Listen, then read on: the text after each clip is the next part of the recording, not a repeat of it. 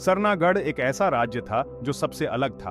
पन्ना जैसी हरी भरी घाटियों और नीलम नदियों के बीच बसा हुआ, ये प्रकृति की धुन पर धड़कता था। विशाल साल के पेड़ प्राचीन और बुद्धिमान भूमि की रक्षा करते थे। उनके पत्ते हवा में रहस्य फुसफुसाते थे। पहाड़ों की ढलानों से क्रिस्टल क्लियर झरने झरते थे जो हवा को ध्वनि की सिम्फनी से भर देते थे। यह एक ऐसी भूमि थी जहां जीवन तत्वों के साथ सामंजस्य बिठाता था, मानवता और प्रकृति के बीच प्राचीन समझौते का प्रमाण। इस हरे भरे स्वर्ग के बीचों बीच सरना ग्रोव था, एक पवित्र स्थान जहां देवी देवताओं का निवास था। ग्रोव के भीतर की हवा एक अनदेखी ऊर्जा के साथ गूंजती थी। घने कैनोपी से छनकर आती सूरज की किरणें जंगल के फर्श को चित्तीदार रोशनी से रंग देती थीं। यह सरनागढ़ की आत्मा थी, इसकी समृद्धि और शांति का स्रोत। यहाँ माझी वंश ने पीढ़ियों से प्रकृति की आत्माओं को श्रद्धांजलि अर्पित की है, इस धन्य भूमि के विजेता नहीं बल्कि संरक्षक के रूप में अपनी भूमिका को स्वीकार करते हुए। सरनागढ़ के लोग साल पवित्र उपवन और उसके भीतर निवास करने वाली आत्माओं के प्रति श्रद्धा से रहते थे। वे सरहुल और बापोरोब जैसे त्योहारों को हर्षोल्लास के साथ मनाते थे। उनका जीवन प्रकृति के चक्रों के साथ जटिल रूप से जुड़ा हुआ था। मिट्टी और लकड़ी से बने उनके घर परिदृश्य में मूल रूप से घुलमिल गए, जो पर्यावरण के प्रति उनके गहरे सम्मान का प्रमाण है। सरनागढ़ में जीवन जीवंत परंपराओं, प्राचीन मान्यताओं और अपनी मातृभूमि के प्रति गहरे प्रेम का संगम था। राजा जदुमणि माझी, जो रक्षकों की एक लंबी पीढ़ी के वंशज थे, उन्होंने सरनागढ़ पर लोहे की मुट्ठी से नहीं बल्कि जंगल की तरह विशाल हृदय से शासन किया। उनके शासनकाल में बुद्धि और करुणा की छाप थी। वह समझते थे कि सच्ची शक्ति प्रभुत्व में नहीं बल्कि प्रकृति के नाजुक संतुलन के पोषण में निहित है। उनकी रानी श्रीमती माझी अपनी सौम्य आत्मा और सरना आस्था के प्रति अटूट भक्ति के लिए जानी जाती थी। उनका दिन प्रार्थना और आत्माओं की सेवा में बीतता था। अपने लोगों के लिए उनका मार्गदर्शन और आशीर्वाद मांगता था। साथ में जदुमणि और श्रीमती सद्भाव के अवतार थे। उन्होंने उदाहरण के तौर पर नेतृत्व किया, अपने लोगों को प्राकृतिक दुनिया का सम्मान करने और सभी प्राणियों के साथ शांति से रहने का महत्व सिखाया। उनका शासनकाल सरनागढ़ के लिए एक स्वर्णिम युग था, समृद्धि, शांति और आध्यात्मिक विकास का समय। राजा एक विशाल साल के पेड़ की छांव तले दरबार लगाते थे। उसकी शाखाएं उनके न्यायपूर्ण शासन की गवाह थीं। रानी फूलों और जंगल की लताओं से सजी राज्य में एक सौम्य हवा की तरह चलती थी। उनकी उपस्थिति आराम और आश्वासन का स्रोत थी। अपनी भूमि और अपनी प्रजा के प्रति उनका प्रेम उनके द्वारा लिए गए हर फैसले, उनके द्वारा जारी किए गए हर फरमान में स्पष्ट था।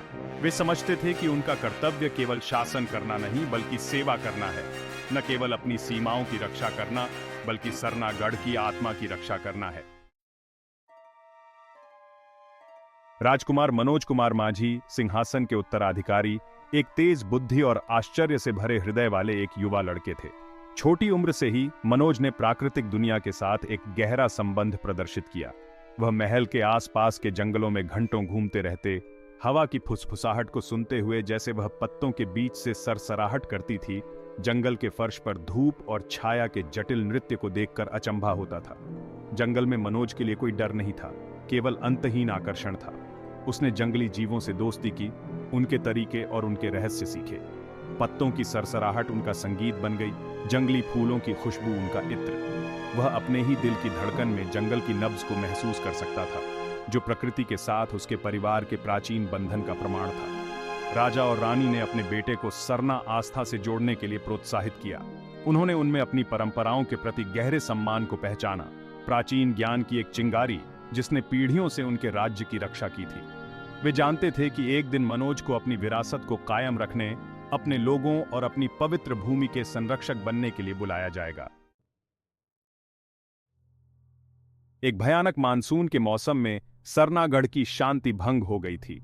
आकाश, जो आमतौर पर एक जीवंत नीला होता था, एक भयानक धूसर रंग में बदल गया। हवा, जो कभी कोमल दुलार थी, अब घायल जानवर की तरह गरज रही थी।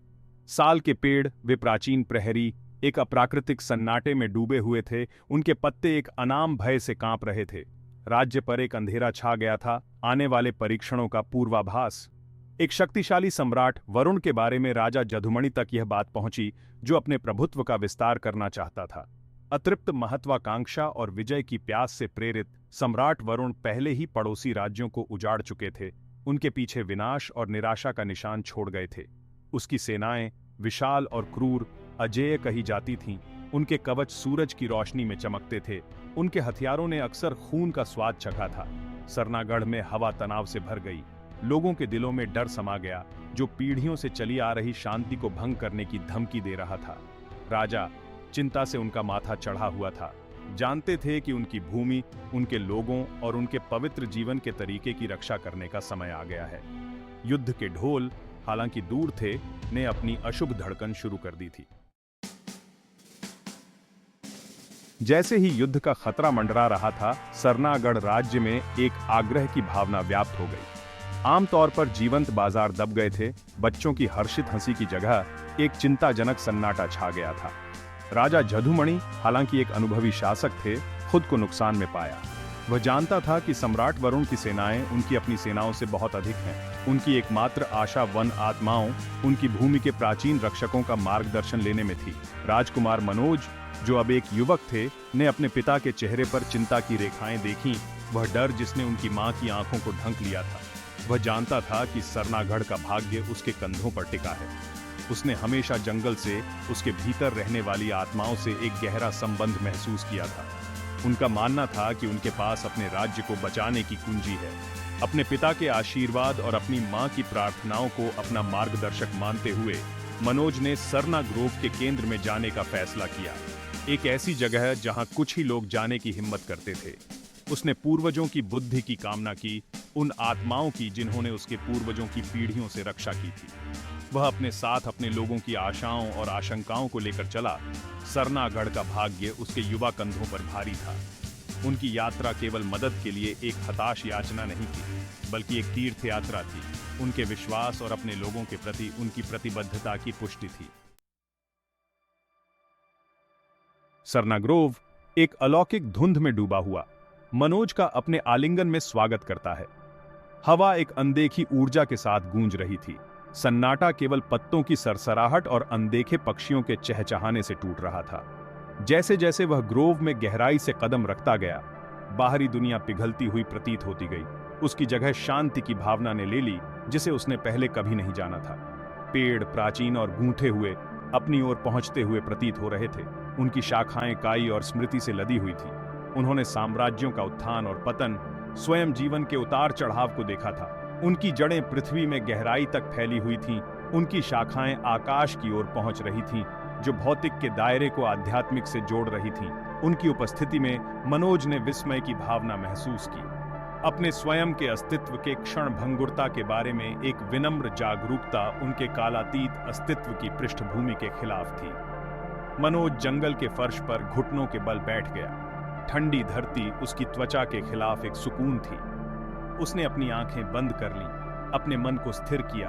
ग्रोव की आत्माओं से जुड़ने की कोशिश कर रहा था। उसने एक मौन प्रार्थना की। उसका हृदय उसकी जिम्मेदारी के भार से भारी था। उसने मार्गदर्शन के लिए, शक्ति के लिए, अपने लोगों और अपने राज्य को आसन्न कयामत से बचाने के लिए प्रार्थना की। वह प्रतीक्षा करता रहा। उसका हृदय उसकी छाती में तेज हो रहा था, एक संकेत की उम्मीद में, एक फुसफुसाहट, कुछ भी जो उसे अंधेरे में ले जाए। जंगल खामोश रहा, फिर भी हवा में एक अनदेखी ऊर्जा के साथ चटकने की आवाज आई। मनोज, प्रत्याशा से उसका हृदय तेज हो रहा था, धैर्यपूर्वक प्रतीक्षा कर रहा था। उसकी इंद्रियां उपवन की सूक्ष्म फुसफुसाहट के प्रति समर्पित थीं। धीरे धीरे, लगभग अगोचर रूप से सबसे पहले, वह एक उपस्थिति के प्रति जागरूक हो गया। न कि एक भौतिक रूप, बल्कि एक भावना, एक जानना जो उसे घेरे हुए था। यह प्राचीन, शक्तिशाली और भूमि के प्रति प्रेम से भरा हुआ था, जो उसके भीतर गूंजता था। फिर एक आवाज, धीमी लेकिन स्पष्ट, ग्रोव के माध्यम से गूंजती हुई, खुद पेड़ों से, सरसराते पत्तों और बड़बड़ाते नाले से निकलती हुई प्रतीत होती है। इसने प्रकृति के नाजुक संतुलन, सभी जीवित चीजों की अंतर संबंधता की बात की। इसने उसे अपने पूर्वजों और जंगल की आत्माओं के बीच प्राचीन समझौते की याद दिला दी, जो सम्मान, श्रद्धा और प्रकृति की लय की गहरी समझ पर बने समझौते थे। आवाज ने साहस की बात की, उस तरह का नहीं जो जीतना और हावी होना चाहता है, बल्कि उस तरह का जो किसी की भूमि और लोगों के प्रति गहरे प्रेम से उत्पन्न होता है। इसने एकता की बात की, एक साथ खड़े होने से आने वाली ताकत का दोहन करने की, युद्ध के हथियारों से नहीं, बल्कि एकजुट लोगों की अटूट भावना से शक्ति प्राप्त करने की। यह आशा का, लचीलापन का संदेश था, एक अनुस्मारक कि सबसे अंधेरे समय में भी आत्मा की रोशनी को कभी बुझाया नहीं जा सकता। भाग 8। सरनागढ़ का कायापलट। मनोज सरना ग्रोव से रूपांतरित होकर उभरा। वन आत्माओं की फुसफुसाहट उसके भीतर गूंज उठी। उनका प्राचीन ज्ञान उसके हर कदम का मार्गदर्शन कर रहा था। वह अपने लोगों के पास लौट आया। उसका हृदय एक नए संकल्प से भर गया। उसकी आंखें पूर्वजों के प्रकाश से चमक रही थीं। उसने आत्माओं के संदेश को साझा किया, अपने लोगों से उस शक्ति का दोहन करने का आग्रह किया जो भूमि के साथ उनके संबंध से एक लोगों के रूप में उनकी एकता से आई थी। मनोज के मार्गदर्शन में सरनागढ़ में एक परिवर्तन आया। लोगों ने अपने राजकुमार की अटूट आस्था और आत्माओं के आशा के संदेश से प्रेरित होकर अपने डर को त्याग दिया और प्रतिरोध की भावना को अपनाया। वे समझ गए थे कि उनकी ताकत पाशविक बल में नहीं, बल्कि भूमि के साथ उनके गहरे संबंध में है, उनकी प्राचीन परंपराओं में है जो प्रकृति के नाजुक संतुलन का सम्मान करती है। राज्य जो कभी भय के आगे घुटने टेकने के कगार पर था, अब एक नई ऊर्जा के साथ जीवंत हो गया था। जंगल के रास्ते जानने वाले ग्रामीणों ने भूमि का उपयोग अपने फायदे के लिए करते हुए चालाक बचाव करना शुरू कर दिया। महिलाओं जो अपने समुदायों का दिल और आत्मा थीं, ने अपने प्रियजनों की सुरक्षा के लिए प्रार्थनाओं के साथ अपने कपड़ों में सुरक्षात्मक आकर्षण बुन लिया। बच्चे, उनकी हंसी एक बार फिर जंगलों में गूंज रही थी, गुलेल के लिए पत्थर इकट्ठा कर रहे थे। उनके युवा दिल एक ऐसे साहस से भरे हुए थे जो उनकी उम्र पर विश्वास करते थे। भाग 9। सद्भाव के लिए लड़ाई। जब सम्राट वरुण की सेनाएं अंततः सरनागढ़ की सीमाओं पर पहुंची, तो उनका सामना एक डरी हुई आबादी से नहीं, बल्कि एकजुट लोगों से हुआ। उनकी आत्माएं उनके विश्वास और अपनी भूमि के प्रति उनके प्रेम से मजबूत हुईं। जो लड़ाई हुई वह केवल तलवारों और ढालों का संघर्ष नहीं था, बल्कि विचारधाराओं का संघर्ष था। एक लालच और विजय से प्रेरित, दूसरा जीवन और सद्भाव के प्रति गहरे सम्मान से। जंगल जो कभी अभयारण्य थे, रक्षा की भूल भुलैया में बदल गए। श्रद्धापूर्वक गिराए गए पेड़ दुर्जय बाधा बन गए। छिपे हुए रास्ते जो केवल भूमि के साथ सद्भाव में रहने वालों को ही पता थे, उनके गुप्त हथियार बन गए। ऐसा लग रहा था कि तत्व ही सरनागढ़ के लोगों के साथ मिलकर साजिश कर रहे हों। हवा उनके तीरों को बहा ले जा रही हो, बारिश आक्रमणकारियों की मशालों को बुझा रही हो। जंगल की आत्माएं लोगों की अटूट आस्था और अपनी पवित्र भूमि की रक्षा के प्रति उनकी प्रतिबद्धता से जागृत होकर अपनी उपस्थिति दर्ज कराई। हवा की फुसफुसाहट बहरी दहाड़ बन गई, जिससे दुश्मन बेचैन हो गया। घने कैनोपी से छनकर आती सूरज की किरणों ने उनकी प्रगति को अंधा कर दिया। उनके पैरों के नीचे की धरती उनके हर कदम का विरोध करती हुई प्रतीत हो रही थी। भाग 10। संरक्षकों की विरासत। सम्राट वरुण, तेज जीत और आसान विजय के आदि, ने अपनी सेनाओं को फंसते हुए पाया। उनकी रणनीतियां हर मोड़ पर विफल हो गईं। सरनागढ़ के लोगों के लचीलेपन, उनकी अटूट भावना और भूमि को एक हथियार के रूप में उपयोग करने की उनकी अलौकिक क्षमता ने उनके सैनिकों का मनोबल गिरा दिया। घेराबंदी, जिसे ताकत का प्रदर्शन माना जाता था, एक अपमानजनक गतिरोध में बदल गई। अंत में अपने अभियान की निरर्थकता को पहचानते हुए सम्राट वरुण ने अपने अहंकार को चकनाचूर करते हुए अपनी सेनाओं को पीछे हटने का आदेश दिया। सरनागढ़ के लोगों ने विजय प्राप्त की थी, पाशविक बल से नहीं, बल्कि अपने अटूट विश्वास, अपनी एकता और उस भूमि के साथ अपने गहरे संबंध के माध्यम से, जिसे वे घर कहते थे। उनकी जीत विश्वास की शक्ति का प्रमाण थी। इस बात का एक चमकदार उदाहरण कि जब लोग एक साथ खड़े होते हैं तो क्या हासिल कर सकते हैं।